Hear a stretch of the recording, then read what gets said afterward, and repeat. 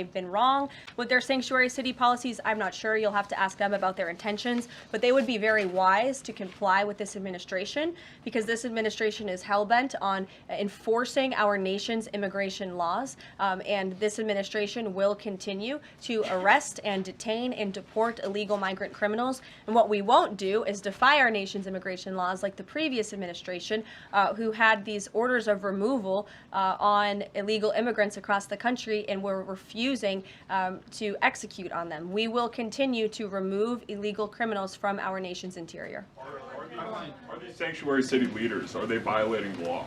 I would certainly think so. I'd have to check back on which specific law they're violating, but certainly if they're not enforcing our nation's immigration law, sounds like they are breaking the law. And I would also add that their constituents don't approve of that. You've seen residents in Chicago show up at their city council meetings infuriated with their leadership in that city because they are working very hard to provide for their families.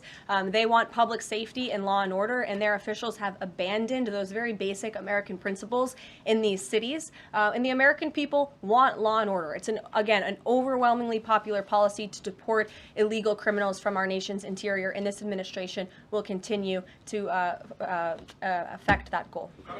Sure. A question on Colombia. We just interviewed Colombian President Gustavo Petro, and he insisted that he's not going to take any Colombian deportee from the U.S. if they arrive in South America handcuffed. How this administration responds to that? When did the Colombian president make those remarks? During an interview with us at Univision. Well, I will share those with the President of the United States, and I will get back to you on his response.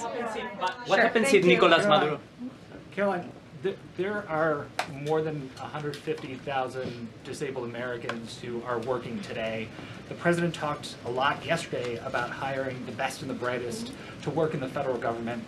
Safety aside, does he believe that disabled people do have a place to work in the federal government? And does he also support the current protections for disabled people working in the private sector as well? The president has made it very clear that this is a common sense solution to solving some of the problems that we have seen at the Federal Aviation Administration, and also when it comes to many of the federal agencies across our government.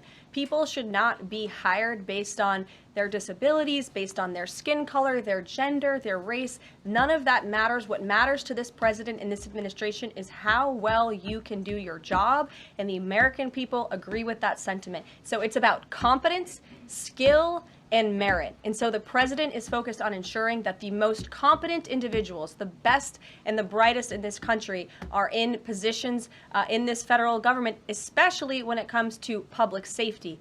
Can't overemphasize the importance of those jobs. Sure. On her question before, President Trump is holding China accountable on fentanyl by ramping up tariffs. So how is President Trump planning to hold China accountable on COVID origins? I haven't spoken to the president about the COVID origins specifically in regards to any actions he may or may not take when it comes to China, but as I have previewed quite a few times today, he will be implementing a 10% tariff on China tomorrow. Sure.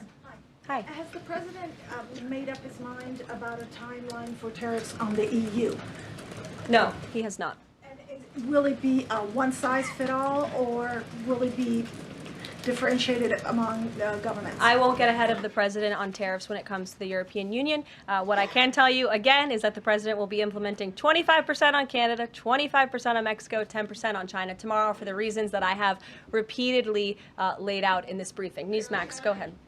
Yes. Thank you so much. No, the gentleman behind you. James Rose. Yes, James. Thank you. Thank you, Caroline. Two quick questions on foreign policy, and then one very long and tedious and ponderous Rosen question thereafter. First, on Iran, we've heard very little about the president's forthcoming Iran policy besides his determination to prevent that nation from achieving a nuclear weapons capability. Is it the president's objective, short of the use of U.S. military force, to use the broad array of his powers to try to hasten the end of the Iranian regime? I think the president has actually made his position on Iran very clear. And he made that clear when there were the negotiations about the ceasefire, which we know obviously is now in place, and the deadline on that ceasefire has continued. He said that Hamas and Iranian-backed terrorists would have hell to pay if that ceasefire didn't move forward, and then quickly thereafter it did. I also do have news on the hostage front, which I'm very surprised nobody asked about this because it is big news story. And the White House applauds the release of 8 additional hostages from Hamas captivity, thanks to the ceasefire deal secured by President Trump. 3 Israeli and 5 Thai nationals are being reunited with their families and their loved ones after being held in unspeakable conditions for over 15 months. And the president remains committed to the release of all remaining hostages, and they should have never been taken by the brutal terrorist group Hamas in the first place. And I think President Trump's working meeting with the Israeli Prime Minister next week emphasizes his continued support for Israel and ensuring that brutal terrorists in that region have hell to pay. Sure. Can I just finish the other 2 questions? Sure. I know you want the long, ponderous Rosen one. But first, on the Grinnell trip, as you know, under the previous administration, the U.S. recognized the opposition candidate in last year's elections, Edmundo Gonzalez, now exiled, as the legitimate president of Venezuela. Does the president's dispatching of Ambassador Grinnell to negotiate directly with President Maduro today mean that the U.S. now officially recognizes President Maduro as the legitimate president of Venezuela? Absolutely not. As I made it very clear, former ambassador and now special envoy Rick Grinnell is going to Venezuela with 2 very clear directives. Make sure that Tren de Aragua members, of which there are 400 currently in custody, are repatriated back to Venezuela, and that all United States detainees return home. Thank you very much, guys. Just on the president's use of language in this room yesterday, Sure. and without seeking to cast myself as some kind of moral exemplar because it's rather late in the day to try. Nonetheless, this was an event yesterday that began with a moment of silence for the victims of the air crash and the president's own invocation of, quote, a loving God. And then he uncorked that expletive to insult a former cabinet officer. It was the same expletive that I saw him use in the East Room in 2020 when he famously held up the Trump acquitted headline. My question is, if you could shed any light for us on how the president perceives his use of public profanity, which is a practice that certainly sets him apart from all of his predecessors. Does he regard it as an effective communications device, part of his appeal, or is it something that he lapses into inadvertently, perhaps in times of frustration and later regrets? I think one of the things that the American people love most about this president is that he often says what they are thinking, but sometimes lack the courage to say themselves. And I think yesterday at this podium, you heard President Trump express great frustration, perhaps even anger, with the previous administration's policies, many of which have led to the crises that our country is currently facing and that this president is focused on fixing.